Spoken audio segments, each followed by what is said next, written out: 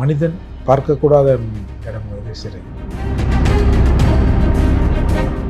எல்லாம் அந்த சிறை கைதிகள் தான் பெருக்கிறது, காவா எடுக்கிறது, போகிறது வர்றது, எல்லா எலக்ட்ரீஷியன் எல்லா பணிகளையும் இவர்கள் தான் செய்கிறாங்க.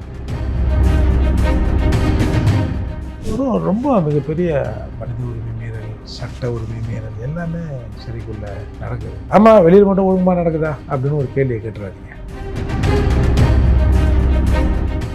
தமிழ்நாட்டில் இருக்கிற பல சிறைச்சாலைகளில் 2 கட்டு பீடி தராங்க, அந்த மாதிரியான சில வசதிகள்லாம் தராங்க. சில கேன்டீன் வசதி இருக்குது, இந்த டீ காஃபி சாப்பாடு கீப்பாடு எதனா வேணா வாங்கிக்கலாம். ஆனால் இங்கே வந்து சிறையில் கொடுக்குறது தான்.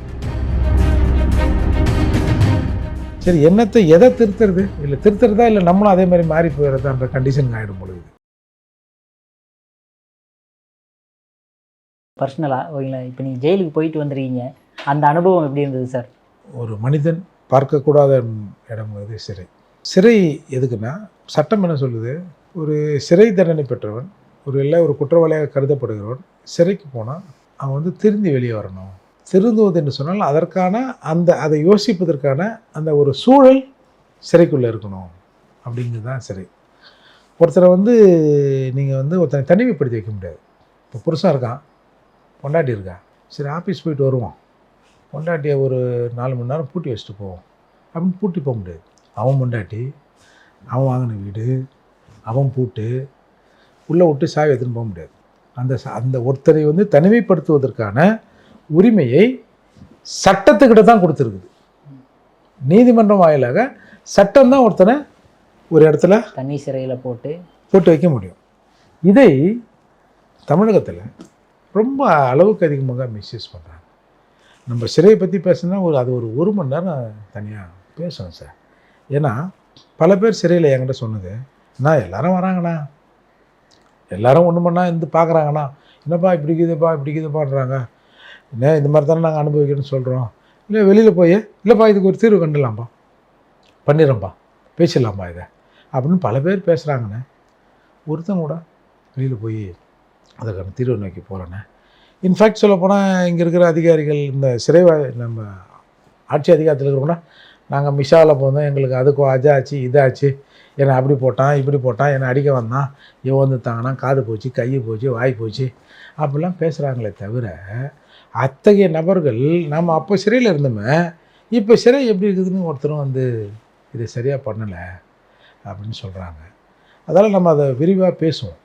ஒரே ஒரு உதாரணம் சொல்லப்போனால் சார், சிறையில் ஒரு நாளைக்கு கிட்டத்தட்ட 138 ரூபா இருந்தது, இப்போ ஒரு 150 ரூபா என்னமோ மாறி இருக்குதா சொல்கிறாங்க.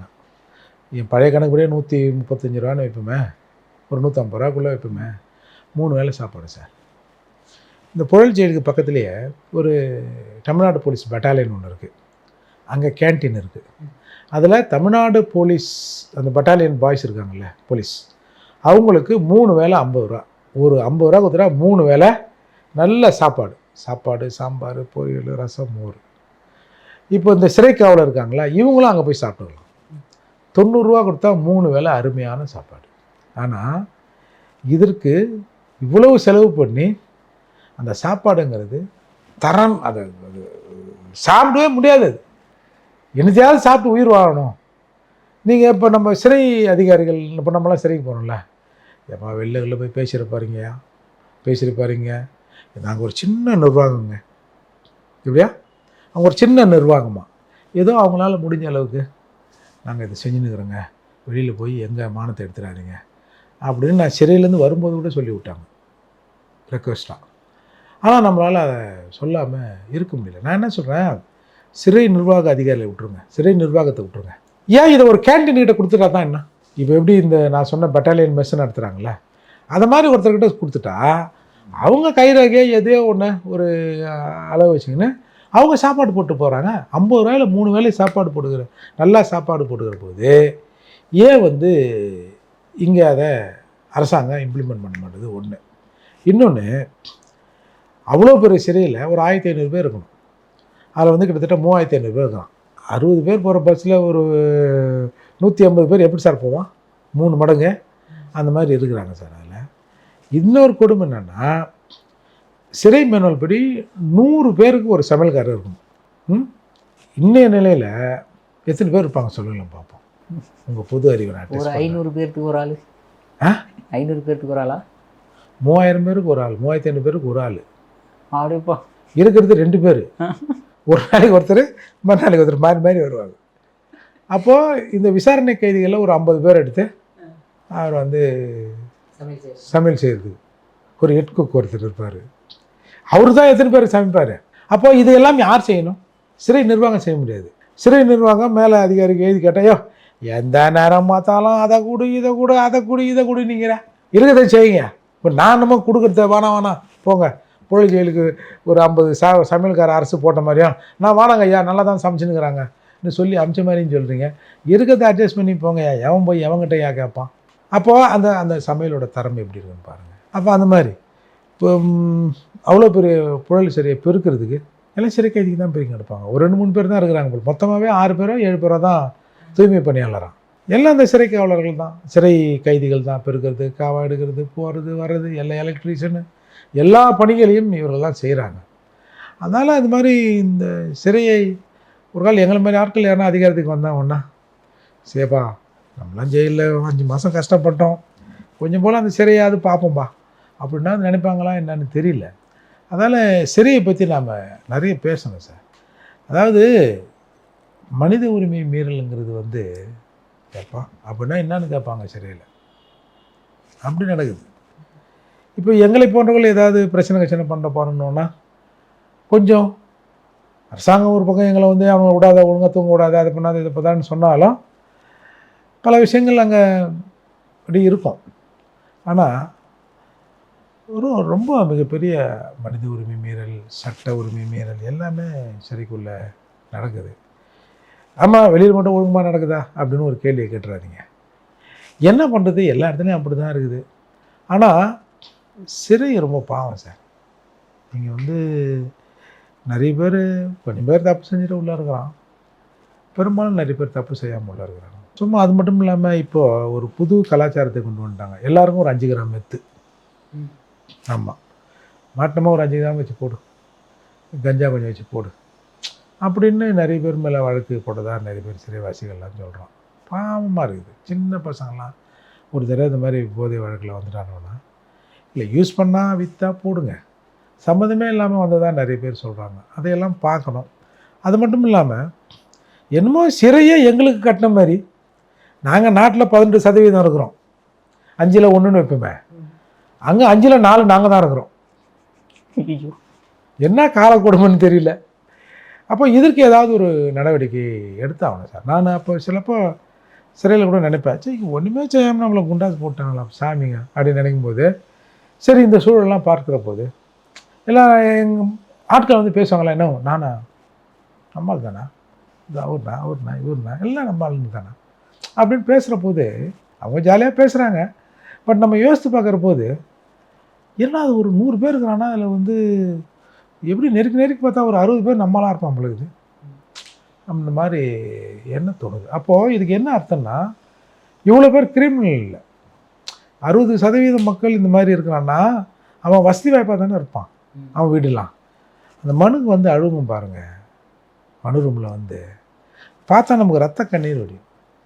இவனுங்களுக்கு பெயில் போகிறதுக்கு ஆள் இல்லாமல், அனுபவித்து சுருட்டி கொடுக்க வழி இல்லாமல், ஒரு திங்கிற பொருளுக்கு எதுக்குமே வாய்ப்பு இல்லாமல் ஒரு பெரும் கூட்டம் சிறைக்குள்ளே தினமும் வந்து மனதால் அழுது கொண்டு இருக்கிறது.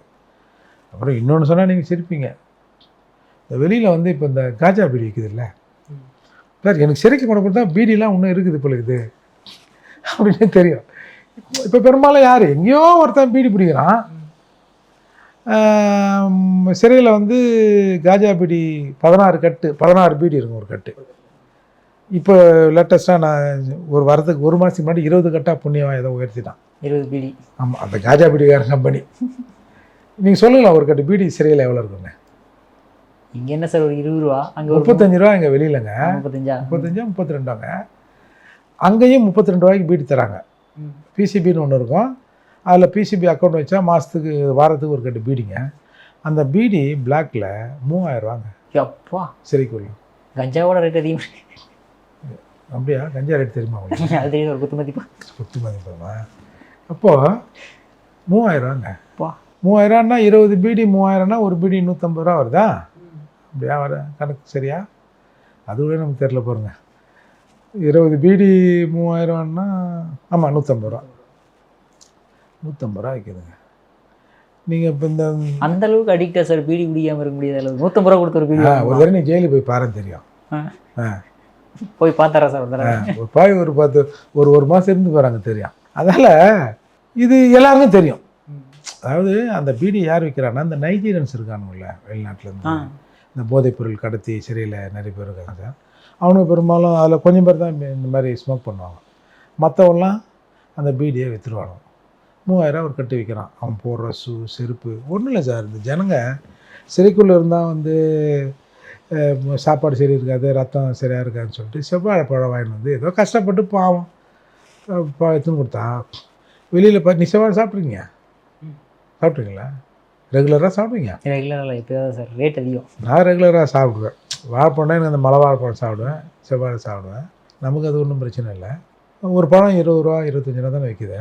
10 பழம் 12 பழத்தை கொடுத்து ஒரு பீடி வாங்கி போவாங்க சார். 10 பழம் 10 வாழைப்பழம் அவங்க வாங்கி கொடுத்தாங்கன்னா அது எதாவது கொடுத்துட்டு அவ்வளோ வைட்டமின் கொடுத்து ஒரே ஒரு பீடி வாங்கி ஒரு லுங்கி புது லுங்கியாக இருக்கும் ஒரு பீடி.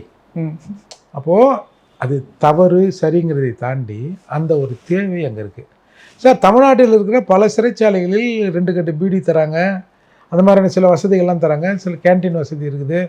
இந்த டீ காஃபி சாப்பாடு எதனா வேணா வாங்கிக்கலாம். ஆனால் இங்கே வந்து சிறையில் கொடுக்குறது தான் சாப்பிட்ணும். அது சிறை நிர்வாகத்தின் மீது தவறு இல்லை, ஒட்டுமொத்தமான அரசாங்க பாலிசியில் சில குறைகள் இருக்குது சார். இதை வந்து ஒரு மனிதன் வந்து சிறைக்கு போகிறான்னா அவன் வீட்டை விட்டு அதை விட்டு இதை விட்டு போகிறான் சார். அவன் வந்து திருந்துவதற்கான ஒரு வாய்ப்பை அரசாங்கம் அங்கே ஏற்படுத்தி கொடுக்குறோம். இந்த மாதிரிலாம் இருந்தால் எந்த காலத்திலும் சிறைக்கு போனவங்க திரும்பி வருவதற்கான வாய்ப்பே இல்லை நல்லவனா.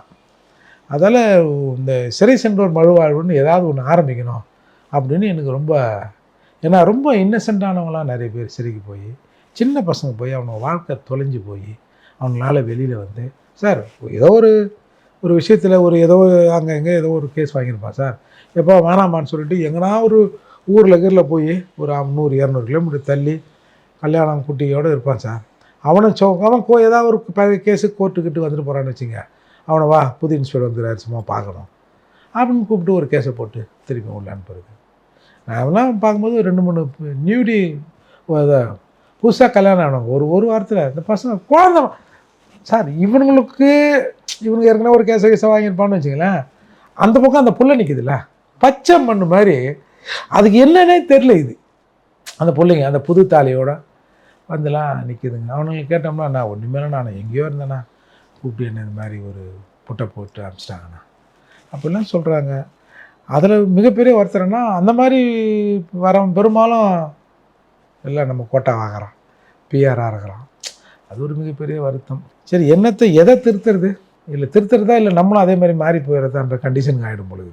அதனால் சிறையை பற்றி பேசணும் சார். பேசி அதற்கான ஒரு சில விஷயங்களை அதில் செஞ்சு மனிதர்கள் வாழ்வதற்கான இல்லை வசிப்பதற்கான உகந்த இடமா அதை மாற்றினோம்னால ஒரு தடவை சிறைக்கு போகிறவன் அவன் தப்பு செஞ்சுட்டு போகிறானோ செய்யாமல் போகிறவன் இன்னும் கொஞ்சம் உஷாராக இருக்கணும்பா, கண்ட இடத்துல சவகாசம் செஞ்சக்கூடாதுன்னு நினைக்கிறோம்.